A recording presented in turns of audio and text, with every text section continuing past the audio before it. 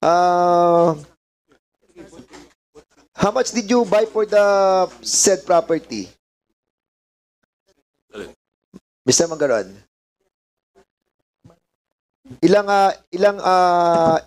Gaano po siya kalaki at magkano po ang pagkakabili po ninyo?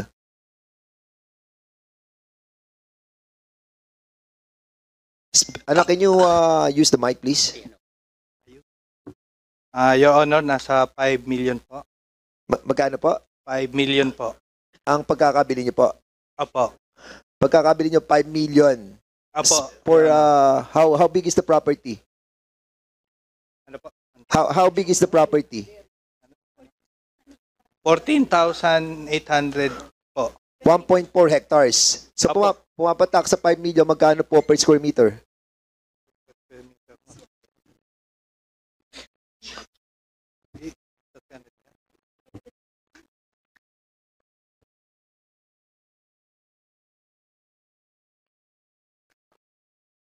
₱300. 300 pesos? Nasa 350 po, Your Honor. 350 More or pesos. less. Apo. And you were able to loan it sa land bank. For how much? Yun po ang naging bali collateral po namin, Your Honor. Yes, so yung collateral po ninyo na 5 milyon, magkano Opo. po siya? Nag-load po kami ng 60 million po, Your Honor. Grabe, 60 million. Nakapag-loan kayo because of the Yung 5 million investment dahil po doon sa pagkakabili nyo po doon. And because of the conversion of the LGU of San Simon, you were able to get a 60 million loan. Di ba? Tama, Mr. Mangaron? Your Honor, kasama po kasi sa nilo Yes, saka namin, yung building yun na pagagawa nyo sa pyrolysis, correct? Yung planta and machines po. Correct. Apo. Pero it doesn't matter, no? Kasi unang-una, pumapatak po na sa pagkakabili nyo po ng 5 milyon na property, na i-loan nyo ito sa land bank ng 60 million. Tama po ba yun? Were you able to Apo. get from the Department of Agrarian Reform a notice of acquisition, which in relation to memorandum circular or administrative order number 1, series of 1990, were you able to get the notice of acquisition in relation to conversion, prior to conversion? Nakakuha po ba kayo ng notice of acquisition, which is compulsory acquisition process? Ito po yung tinatawag po natin na voluntary offer to sell. Kailangan po yan sa Department of Agrarian Reform. Were you able to get a notice of acquisition?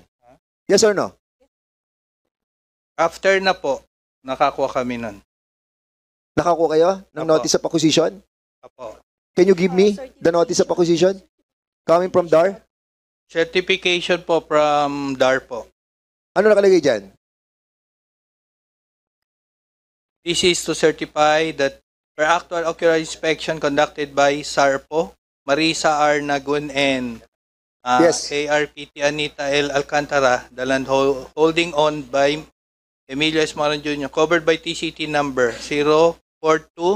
042-20-2000-4809, containing an area of 1.4 hectares more or less, located at San Miguel, San Simon, Pampanga, is untenanted. Issued this 15th day of September 2021 upon request of Mr. Hindi po yan notice of acquisition, Mr. Mangaron. Give me a copy of that. Yes, tenancy yan eh. Hindi naman niya acquisition. Wala eh. Ito lang po ang nirequire sa amin po. Oh, so kung wala kayong... Mr. Chairman, sige. Sino nag-require sa inyo? Na yan lang? Hindi po. Ibig sabihin, ito po yung binigay sa amin ng DAR. Hindi, ano nga ang request mo sa DAR? Ba't yan ang binigay nila? Request po namin ito kasama do sa mga prerequisite documents na in-undertake po namin for the release of conversion or reclassification of the land.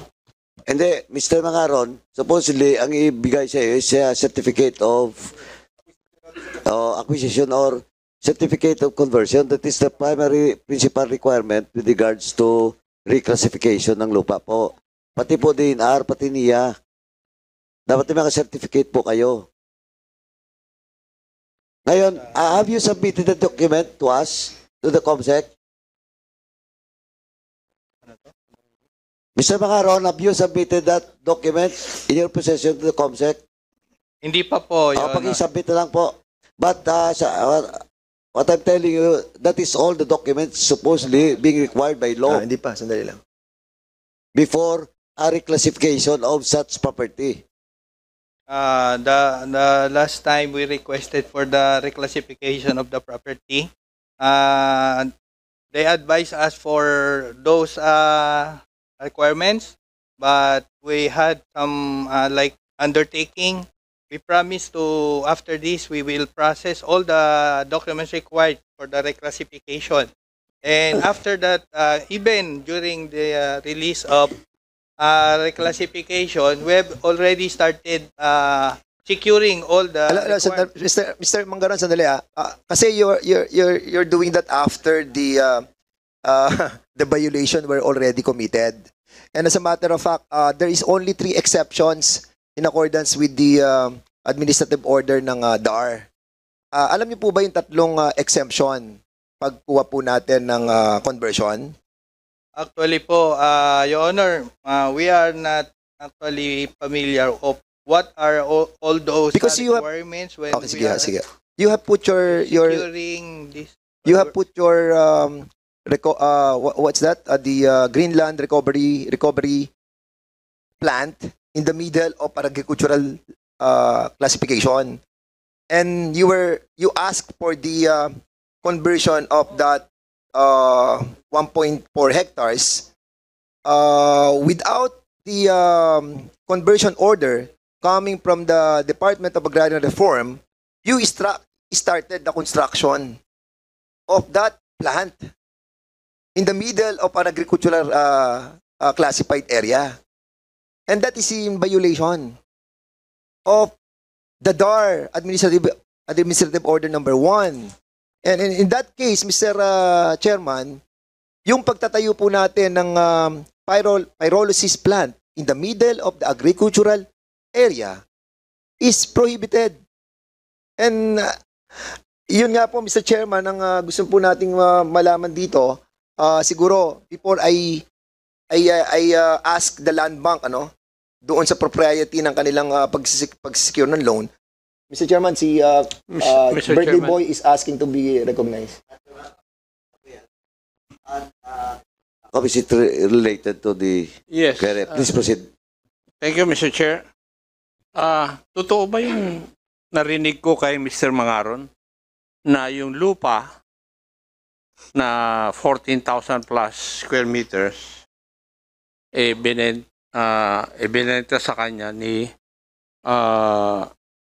yung Anisete family in the tune of 5 million? Tama ba yung pagkarinig ko? Yes, Your Honor. Yes. Is the Register of Deeds here? Yes, Your Honor. Would you agree that there was a deed of sale executed between the Aniceto family and the Mangaron family? No, Your Honor. As per our records, the document which led to the cancellation of Anisete and the issuance of title in favor of Mr. Mangaron was deed of sale, Your Honor. Deed of deed of sale or deed of donation? Deed of donation, Your Honor. Mr. Mangaron, alin po ba ang totoo? Nabili ninyo o donate po sa inyo? Hindi po namin, Your Honor. Are you trying to tell me that the records of the Register of Deeds are fake? Nakapirma ka, Mr.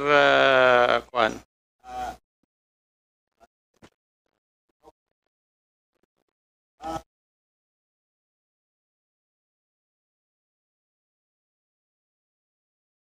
At yung statement mo, yung claim mo na deed of sale at the amount of 5 million,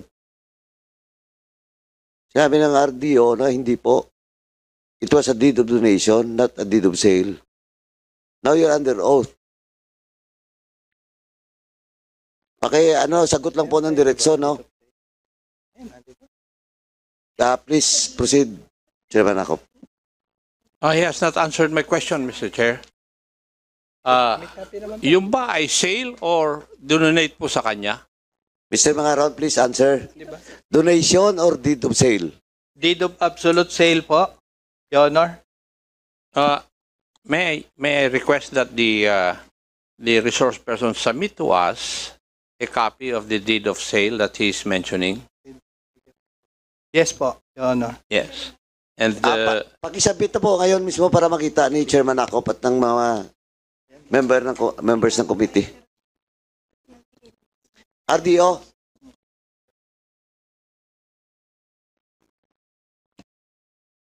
Yes, Mr. Chair.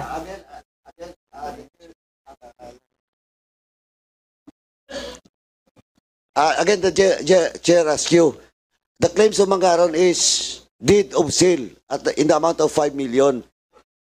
Ulit, is it a deed of sale or is it a deed of donation? It is a deed of donation, Mr. Chair. nagsisinungaling siya.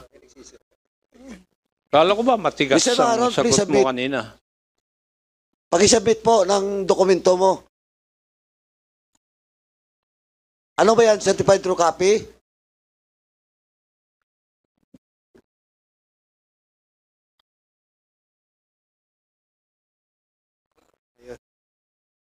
Deed of absolute sale po, Your Kaya Honor. nga, submit ka dito. Ito Is po. it a true, certified true copy? Zero. Good morning po, Your Honor. Ang hawak po namin dito ay deed of absolute sale. Kaya lang po, hindi po ito notarized. Ito yung naiwan na copy po sa amin. Yeah. Hindi, ma'am. So, are you a lawyer? Po. Lawyer ka? Hindi po. Sino ang abogado nyo? Wala. Wala po, pinapanotaryo lang po namin dito sa labas, Your Honor. Kung may Mr. Chair. kailangan po Hindi, kami hindi. ipanotaryo. Mr. Chair, Ay, sabi mo, pwede mo yes, bang Chairman malaman Akop. kung sino po siya? Please identify your Jenny Lynn Manalo po, General Manager ng Greenland Oil po. GM ka ng Greenland Oil po. Greenland. Bakit Okay. siya po ang sumasagot tungkol dun sa kwan? What is her business insofar as the transfer of property between the Aniceto family and the Mangaron family? What is her business? Actually po, lahat po nung aming transaction, nakaharap naman po talaga kasi siya. Are you- Kaya well-versed naman po siya with regards doon sa mga transaction po namin, even yung sa sale po ng property. As far as I know, siya lang po ay witness. Pero insofar as the ownership of the property is concerned, yung seller lang at saka buyer ang concerned. Di po ba? Tama po, Your Honor. And are you married to a certain Erlinda Mangaron? Yes po, Your Honor. In the documents given or submitted by the Register of Deeds of the Province of Pampanga, yung pong ginawa po ninyo deed of donation, and it's subscribed and sworn to by a certain attorney Marilyn Lee. Yung pong sinasabi yung dokumento, it is a scratch of paper kasi hindi notarized. Pursuant to the eyes of the law, scratch paper lang yan eh. Pero ito, yung official records ng Register of Deeds of the Province of Pampanga, official ito. And it is duly notarized. So alin ang paniniwala namin? Matanong ko nga po kayo.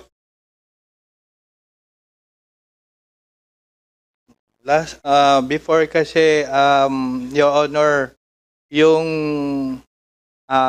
dating general manager namin as a liaison officer din namin that time, siya po ang nag-process po niyan.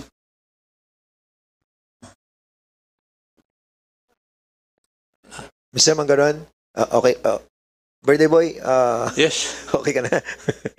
Mr. Chair, baka uminit ang ulo po ng ating pong birthday boy, so I stop him to ask questions anymore. So, Mr. Mangaron, we asked for the SEC registration of the Greenland Oil Recovery Center.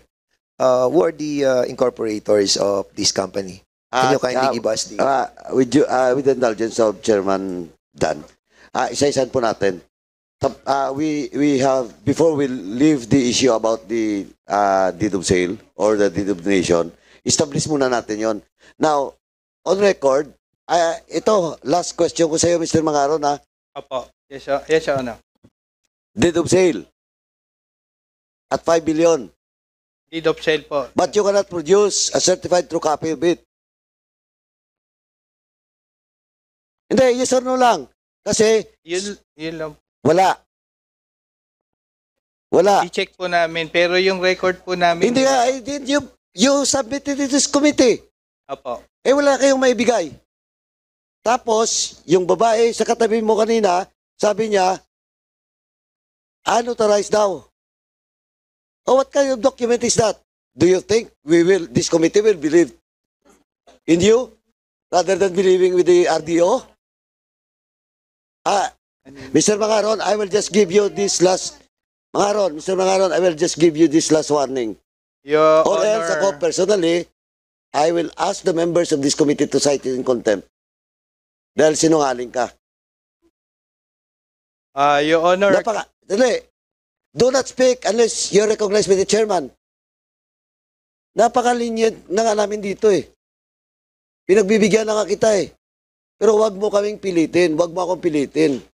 I-recommend you to be cited in contempt. You're claiming to have a deed of sale. Tapos, wala kayong dokumento. Parang sinungaling pang RDO. Marami pa akong itatanong mamaya dun sa lupa na yon. Kasi ang DAR nandito rin. Ang DNR nandito rin. O DAR and DNR, please prepare unless magtatanong yung mga members namin dito. Last warning ko to sa iyo, Mr. Mangaron, ha? Yes, Your Honor. Thank you. Please proceed. Mr. Chair, as much as we wanted to subscribe to the manifestation of our colleague, the former President Gloria Macapagal Arroyo, to really give respect to our private resource persons, but with this kind of lying that we are trying to prevent, no? Sana na madinig namin, but unfortunately, nakakadinig po kami ng mga ganitong klase ng mga pagsisinungaling. Sana po iwasan po natin, refrain from lying, because what we wanted to find out in this hearing is yung veracity nung pag-purchase and converting the property by the resolution, and not the issuance of the different national agency. Ang tanong po natin sa national agency sa DAR, ito ba bang andyan bang ang agrarian reform? Ano po ba yung property na in question? Is that under CLOA or ano? Actually, Mr. Chair, the property in question was previously under CLOA. So under CLOA, so 10 years siya bago mo siya pwedeng i-dispose, right? Mr. Chair, the CLOA was issued in the year 2000, and it was transferred in 2000 and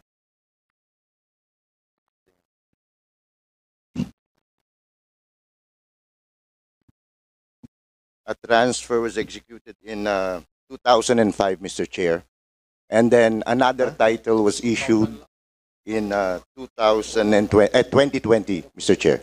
January 14. Hindi, matured na siya, nagano na siya. So, actually, Mr. Chair, this is the third title from But, the previous CLOA. Have they have you issued a notice of acquisition?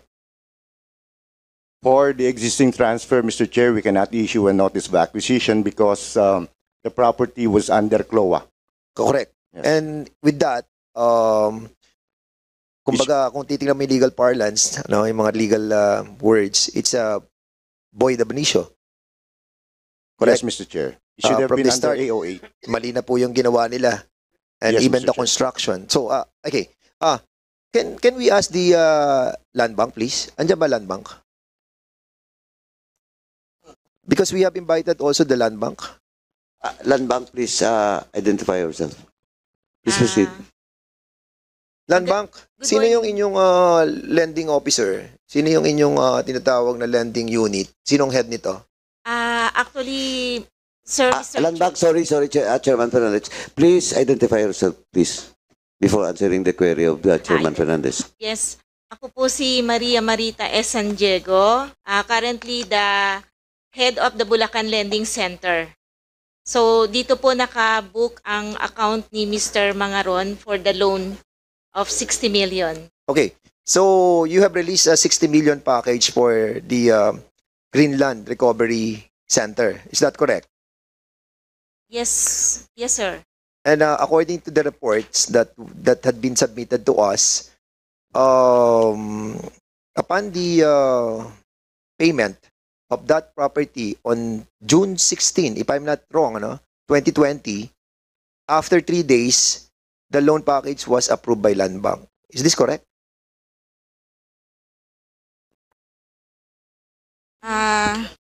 Actually, the loan was Kailan na-apply ang loan?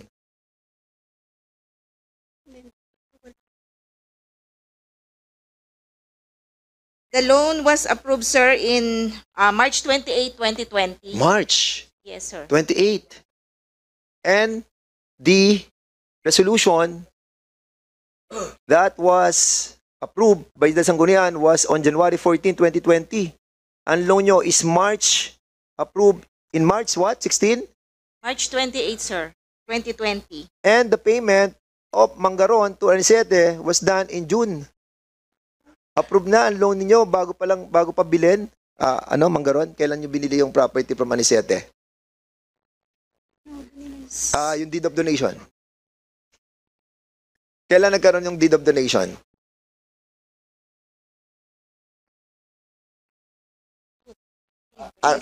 ROD, please.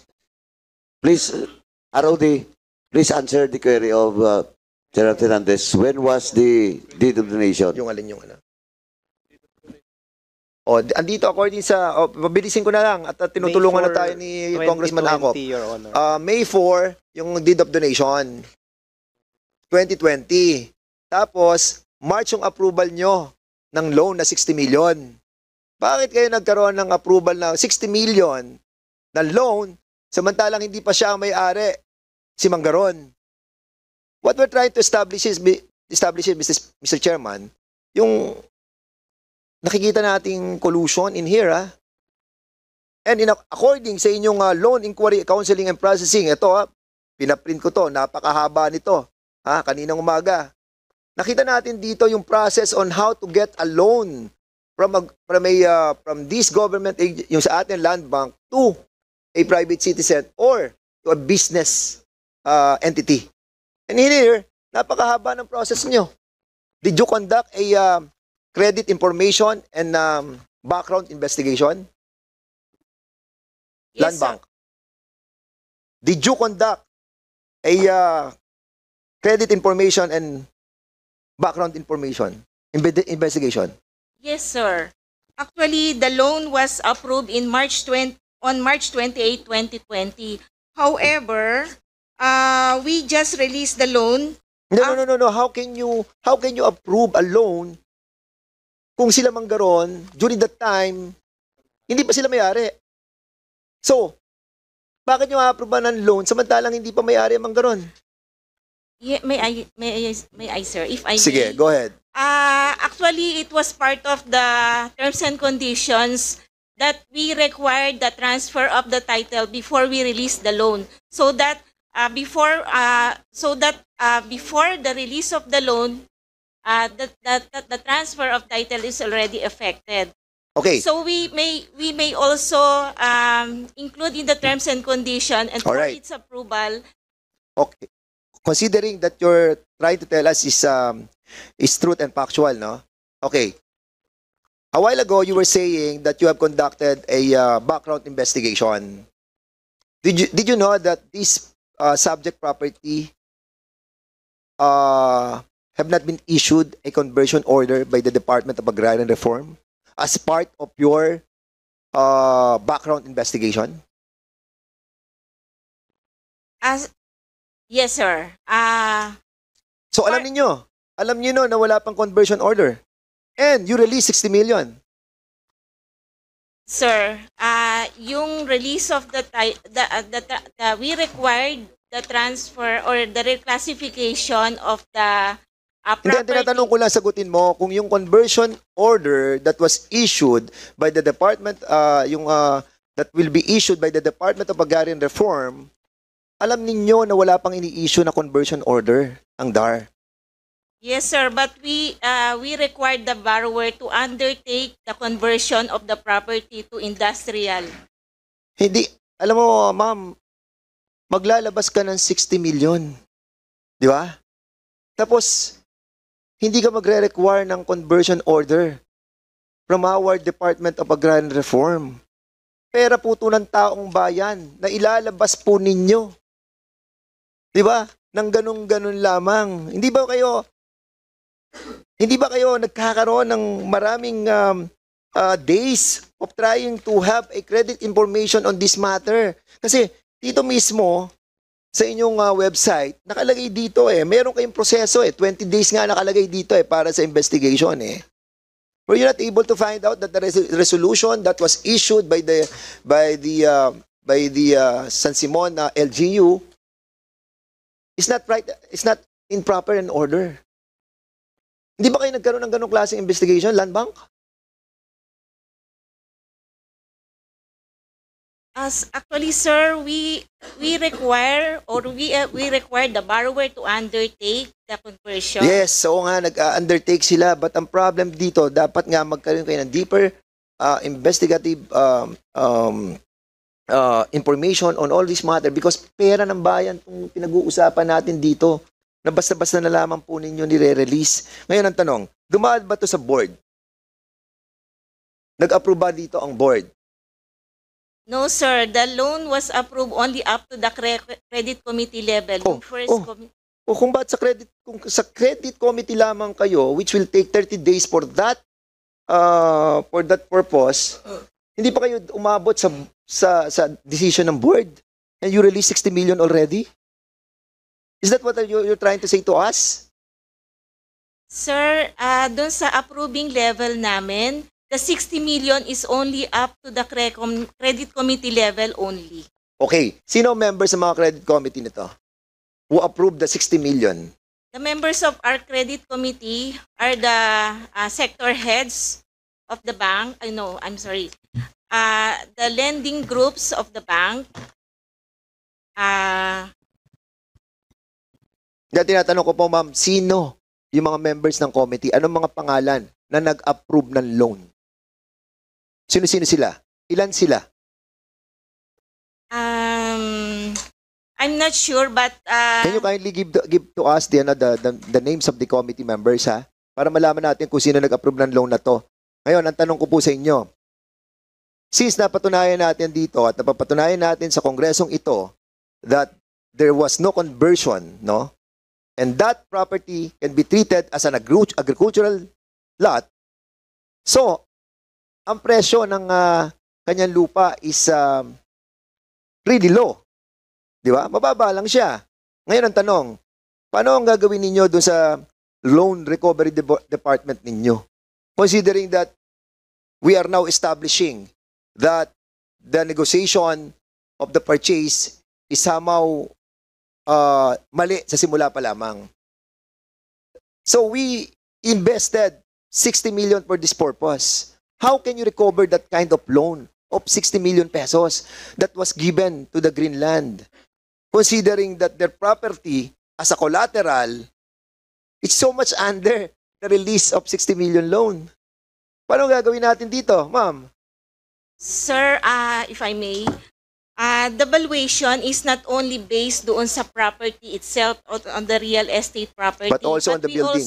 we gave valuation to the pyrolysis equipment that they purchase, and of course the Yes. building, the pyrolysis Yes, plant. but in accordance Yes, sir. with the BPLO, the ruling ng Office of the Building Official, okay? Because that